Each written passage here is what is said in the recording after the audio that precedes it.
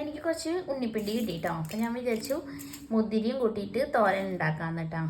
ഞാനിത് പരിപ്പിട്ടിട്ടും വൻപയറിട്ടിട്ടൊക്കെ ഉണ്ടാക്കാറുണ്ട് കേട്ടോ. പക്ഷെ കൂടുതൽ ഉണ്ണിപ്പിണ്ടിയോട് കൂടിയിട്ട് ഏറ്റവും കൂടുതൽ ചേരുന്നത് മുതിരയാണെന്നാണ് എനിക്ക് തോന്നിയിട്ടുള്ളത് കേട്ടോ. അപ്പം നമുക്കിത് എങ്ങനെ ഉണ്ടാക്കാൻ നോക്കാം.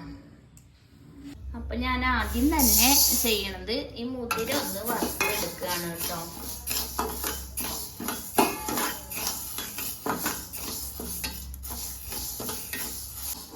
അപ്പോൾ ഇത് കുറച്ച് നേരം വറുത്തെടുക്കുമ്പോഴത്തേക്കും നല്ല പൊടി പൊട്ടണ ശബ്ദവും കേൾക്കാം, നല്ലൊരു വറവും മണവും വരും കേട്ടോ. അപ്പം നമുക്ക് ഇതിൽ കുറച്ച് വെള്ളം കൊടുക്കാം.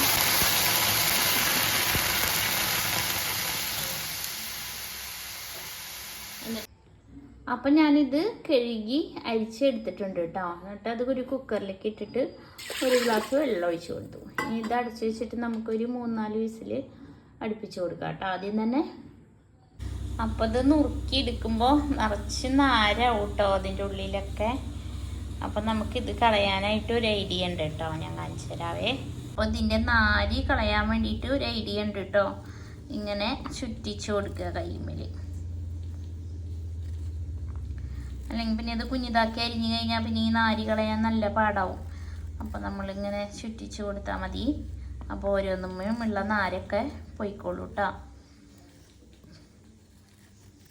ഞങ്ങളൊക്കെ ചെറുപ്പത്തിൽ അമ്മ വാഴപ്പിണ്ടി പേര് വെക്കുമ്പോൾ ഞങ്ങൾക്ക് തരുന്ന ഒരു പണിയായിരുന്നു കേട്ടോ ഇത്.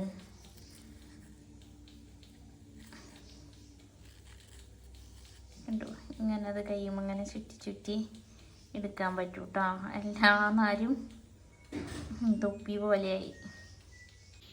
ഞാനങ്ങനെ എല്ലാതിൻ്റെയും ഇത് കളഞ്ഞെടുത്തിട്ടുണ്ട്. എന്നിട്ട് നമുക്ക് ഇങ്ങനെ ചെറുതാക്കി അരിഞ്ഞെടുക്കാം കേട്ടോ.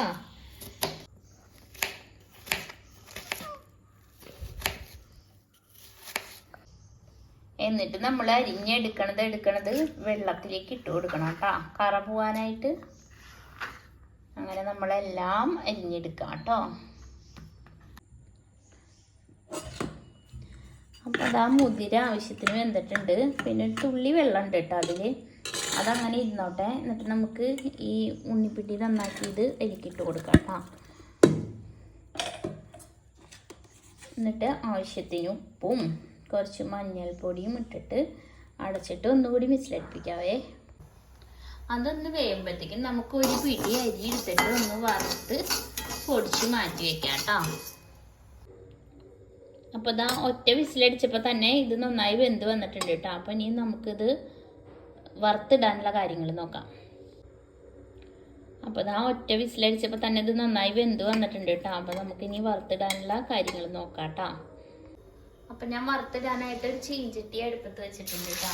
എന്നിട്ട് കുറച്ച് ചുവന്നുള്ളിയും കുറച്ച് വെളുത്തുള്ളിയും കൂടിയിട്ട് ചതച്ചത് ചേർത്ത് കൊടുക്കും.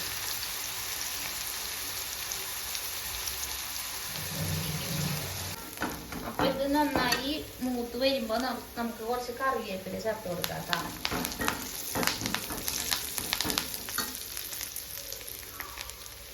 എന്നിട്ട് ഒരു ടേബിൾ സ്പൂൺ മുളക് പൊടി ചേർത്ത് കൊടുക്കാം.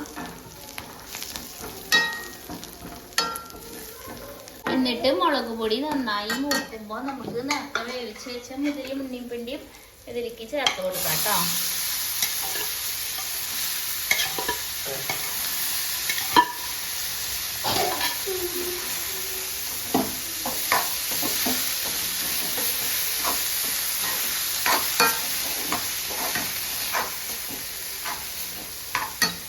എന്നിട്ട് ഇത് എല്ലാം കൂടി ഒന്ന് ഇളക്കി കൂട്ടിയതിന് ശേഷം നമ്മൾ നേരത്തെ വറുത്ത് പൊടിച്ച് വെച്ച അരിപ്പൊടി ഇല്ലേ, അത് കുറച്ച് ഇതിലേക്ക് ചേർത്ത് കൊടുക്കാം കേട്ടോ. അപ്പം നല്ലൊരു ഫ്ലേവർ ഉണ്ടാവുകയെ, അതിന് വേണ്ടിയാണ് ഇത് ചേർക്കണത്. എന്നിട്ടൊന്ന് മിക്സ് ചെയ്ത് കൊടുക്കാം.